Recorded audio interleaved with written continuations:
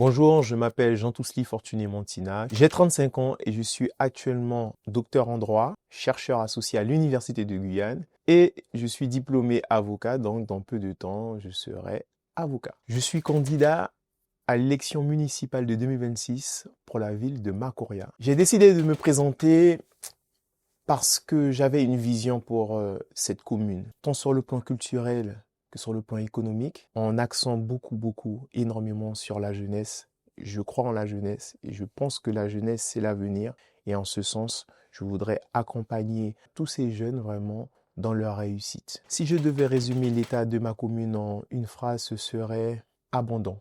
Malheureusement, puisque énormément de chantiers ont été abandonnés et moi j'aimerais reprendre tout cela, l'infrastructure routière. Donc la 2x2 voies, elle a été abandonnée. Donc j'aimerais reprendre justement ce chantier et aller encore plus loin dans les propositions que je pourrais présenter aux habitants de Macoria. Le problème dont tout le monde me parle, mais que personne ne traite, c'est la jeunesse. On a une jeunesse vraiment qui est en perte de repères. Et moi, ce que je voudrais, c'est vraiment les récupérer, travailler avec ces jeunes et leur donner la possibilité de s'épanouir et aussi, surtout, trouver leur voie. Je trouve que le bilan de l'équipe actuelle est assez mitigé. Il y a un manque d'ambition. J'aimerais vraiment combler justement ce vide qu'il y a, ce manque d'idées effectivement qu'il y a. Proposer une vision un peu plus optimiste, mais ambitieuse aussi. Ce qui me différencie des autres candidats, la vision, l'ambition et la compétence. La compétence, puisque bien sûr, lorsqu'on mène certains projets,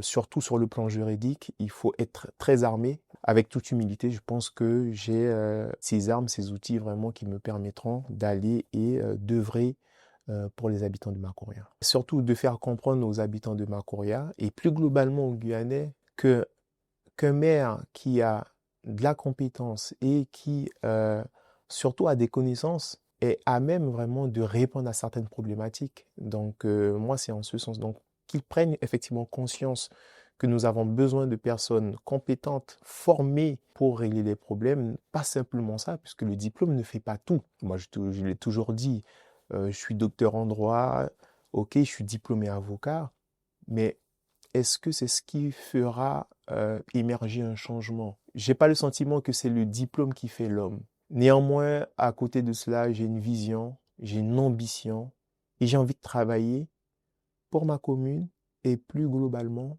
pour mon territoire. Ce qui m'agace le plus dans la vie politique locale, c'est l'abandon des jeunes. Ça m'attriste énormément puisque j'ai le sentiment que certains jeunes n'ont pas leur mot à dire. Moi, je veux être un maire proche de ses citoyens, de ses habitants. Si je suis élu en mars prochain, ma première mesure sera de réunir toute l'équipe, de réunir les acteurs publics, privés autour d'une table et de parler définitivement de la question routière et reprendre justement ce chantier qui a été abandonné malheureusement. Parce que je sais que ça prendra énormément de temps et c'est en ce sens que moi, je voudrais tout de suite commencer et les amusements, tout ce qui est festivité, on le fera après. La décision la plus impopulaire que je pourrais être amené à prendre, ce serait de régler potentiellement le problème de Sablance. Je vais rencontrer les personnes qui sont propriétaires des terres à Sablance et je vais rencontrer également les personnes qui occupent les terres, du moins les terrains à Sablance.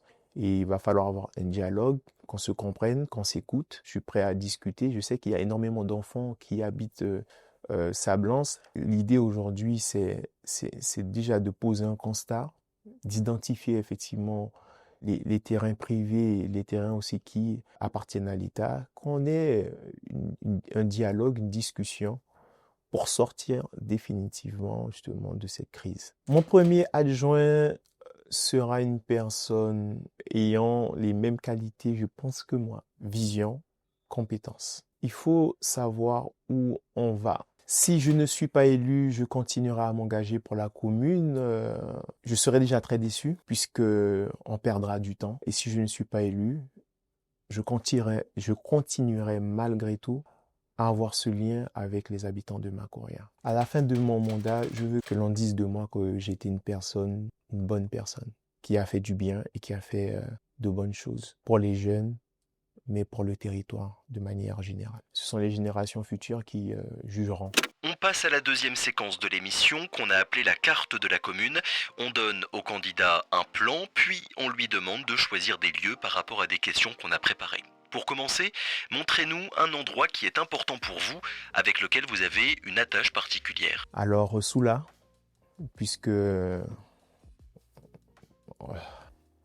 lorsque j'ai perdu ma mère, c'était l'endroit où j'allais me promener pour penser, pour réfléchir et pour me reconstruire. Sans vraiment rentrer dans les détails, on a quitté Cayenne pour Macoria. Et la fin de l'aventure, en tout cas pour ma mère, c'était à Macoria. Donc j'ai un attachement particulier pour cette ville. On passe au deuxième endroit, ça peut être une rue, un quartier, n'importe quoi.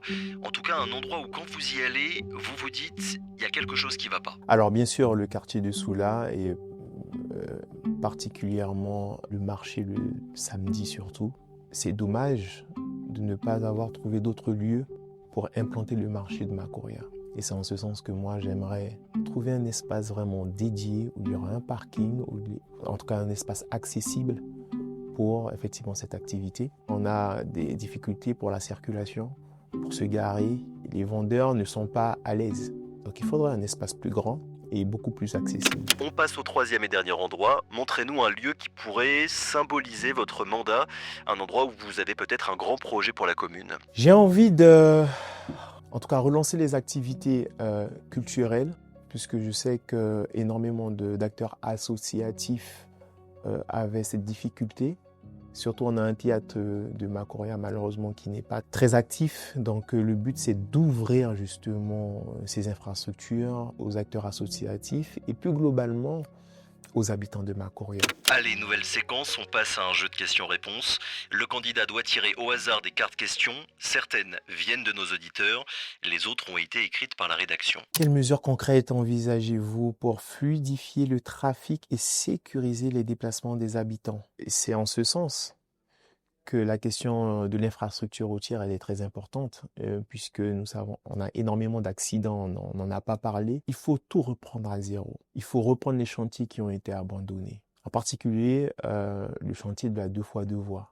On ira beaucoup plus loin, moi. En tout cas, si je suis élu, on ira beaucoup plus loin. On ne pourra pas éviter, effectivement, qu'il y ait quelques accidents. Ça, c'est malheureusement, en tout cas, mais ma vision pour ce territoire, c'est de lui doter d'une infrastructure routière digne de ce nom. On va reprendre, bien sûr, le dialogue avec les services de l'État parce que je sais qu'il y avait deux problèmes qui se posaient à l'époque pour ce projet, sur le plan financier et sur le plan juridique. Sur le plan financier, on doit absolument intégrer un autre acteur qu'on n'a pas intégré, qui est un acteur privé. Et sur le plan juridique, bien sûr, mon équipe va s'en occuper et moi, je porterai ma pierre à l'édifice. La RN1 crée une fracture entre les différents quartiers de votre commune. Comment mieux les connecter et renforcer la cohésion territoriale? Donc, on va revoir le PLU, le plan local d'urbanisme. On va recenser aussi toutes les parcelles qui appartiennent à la collectivité. On a aussi du privé. Donc, l'idée, c'est vraiment de recenser tout cela, de travailler sur ces différents aspects avec en amont une réunion publique, donc une enquête publique qui va s'effectuer pour qu'on puisse amorcer ce projet-là dans les meilleures conditions possibles. Si vous êtes élu, que ferez-vous pour améliorer la gestion des déchets? Jusqu'à présent, on a toujours sollicité les services communaux pour s'en occuper, mais on n'a jamais intégré les acteurs privés. Pourquoi pas intégrer des acteurs privés pour aider justement à une meilleure gestion des déchets? Les habitants se plaignent du manque de commerce et d'activités près de chez eux. Que ferez-vous pour que Macoria offre des services accessibles à tous? L'idée, c'est aussi d'inviter les acteurs privés à venir et à s'implanter sur Macoria. C'est très très très important puisqu'on sait aussi que l'une des difficultés, en tout cas qu'on a, c'est que nous sommes contraints de quitter la commune, rejoindre Cayenne pour les activités de type de commerce, même pour le travail. Si ces acteurs étaient déjà présents à Macoria, je ne pense pas qu'il y aurait eu cette congestion sur le plan routier. Et je pense pas que les habitants de Macoria auraient la nécessité de quitter Macoria. Par le biais de la fiscalité, par le biais aussi du foncier, puisque s'ils doivent venir à Macoria, il faut aussi qu'il y ait du foncier disponible. Tout cela sera décidé en temps et en heure, donc on est vraiment très confiant par rapport à cela. Comptez-vous construire des infrastructures sportives? Tout dépend de ce que je vais retrouver dans les caisses. Moi, étant sportif, bien sûr, je suis quand même footballeur amateur. Je suis le premier à dire que j'aurais aimé avoir effectivement des infrastructures sportives. Je mettrai les moyens sur le sport afin d'inciter les jeunes à pratiquer une activité sportive. Aujourd'hui, ce que moi je peux dire, c'est que les associations seront suivies, subventionnées, ça c'est clair. Et pour les infrastructures sportives, je voudrais qu'il y ait un gymnase, voilà, pour, en tout cas, à Macoria. Mais est-ce qu'il y a les sous? Donc, c'est là réellement, c'est là la question. Donc, du coup, c'est à voir. Je ne suis pas fermé. Et au contraire, ça me ferait vraiment très plaisir d'avoir des infrastructures sportives. La grande majorité de la population de Macoria vit dans les quartiers prioritaires de la ville, de la politique de ville. Comment répondre à cette réalité sociale? Je comprends et je connais la détresse effectivement des habitants de Macoria. Pour en avoir rencontré, je sais qu'il y a des familles qui passent, en tout cas qui sont dans de très grandes difficultés. J'aurais besoin des acteurs associatifs par rapport à justement cette problématique. Qu'on identifie ces familles qui ont des vies vraiment très difficiles. C'est vraiment avec émotion que je parle sur ces questions, puisque la réalité, elle est vraiment difficile.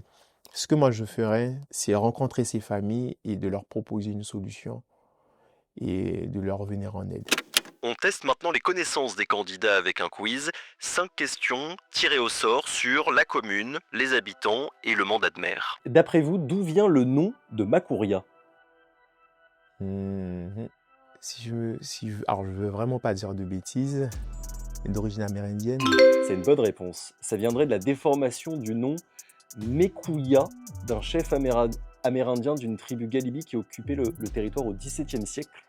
Très bonne réponse. On passe à la question numéro 2. Question pratique, on va dire. Imaginons tous les membres du conseil municipal sont d'accord pour ajouter un point à l'ordre du jour du conseil municipal. Est-ce que vous devez l'accepter? Est-ce que vous avez une obligation légale pour accepter ce nouveau point? Il n'y a pas d'obligation légale, puisqu'il faut aussi que ce point respecte les dispositions de droit commun. Alors c'est une bonne réponse, en soi, vous n'êtes pas tenu d'accepter l'ajout d'un point à l'ordre du jour que votre conseil municipal a approuvé, puisque c'est vous en tant que maire qui êtes le seul décisionnaire en fait, des points qui seront abordés pendant le conseil municipal, donc c'est une bonne réponse. Question numéro 3. On a beaucoup parlé de route tout à l'heure. Macoria est-elle plus proche de Cayenne ou de Kourou en kilomètres? Kourou. Mauvaise réponse, c'est Cayenne. 28 km de Cayenne et 33 km de Kourou. Je me suis fait avoir. Parce qu'on a le sentiment effectivement que c'est beaucoup plus proche de Kourou, parce qu'on se dit qu'il y aura Matouré et puis finalement Cayenne, mais c'est vrai que... Et ça, c'est une question d'urbanisme. À votre place, j'aurais fait la même réponse, j'aurais aussi dit Kourou, mais je trouvais ça assez symptomatique en fait de se rendre compte que Cayenne est plus proche, mais il y a tellement d'embouteillages qu'en fait on a l'impression que c'est plus loin que Kourou. Alors, nouvelle question. Entre 2011 et 2022, à peu près, combien d'habitants la commune a-t-elle gagné? Je sais qu'actuellement, nous sommes à 18 000 et quelques Exactement. habitants. Mais entre 2011, il n'y avait pas énormément, c'est vrai. Et avec, je dirais, 4-5 000. 8 812 habitants. Voilà. On était à 9 000, à peu près 10 000 habitants en 2011 et 18 807 en 2022. Et vraisemblablement, c'est une dynamique qui va continuer là-dedans. Qui va continuer, donc il va falloir préparer tout cela. Et c'est pour ça que précédemment, j'ai parlé d'une refonte même du PLU, qu'on révise tout cela afin de se préparer à une nouvelle vague. Dernière question, est-ce que vous pouvez me citer 2 des principaux impôts et taxes qui sont votés par le conseil municipal? La taxe foncière. Bonne réponse. La CFE, la cotisation foncière en entreprise. Dernière séquence, le candidat a la parole pendant 1 minute. qu'est-ce que vous avez envie de dire aux habitants de votre commune et à vos électeurs potentiels? Alors, ce que je veux dire aux habitants de Macoria, c'est que j'aimerais m'engager pour servir. C'est le maître mot. Servir. Je n'ai pas d'intérêt personnel, ni d'ambition personnelle. Je crois en la réussite collective. Je crois en la jeunesse. J'aimerais que cette jeunesse puisse avancer. J'aimerais voir une commune beaucoup plus dynamique. Ce que moi je peux vous dire, ce que je peux vous demander, surtout, c'est d'aller voter. Voter en masse, voter pour ma liste. Et je peux vous assurer que vous ne serez pas déçus. C'est ma conviction, c'est mon objectif, c'est ma vision, c'est ma détermination. Et encore une fois, ensemble, écrivons une nouvelle page.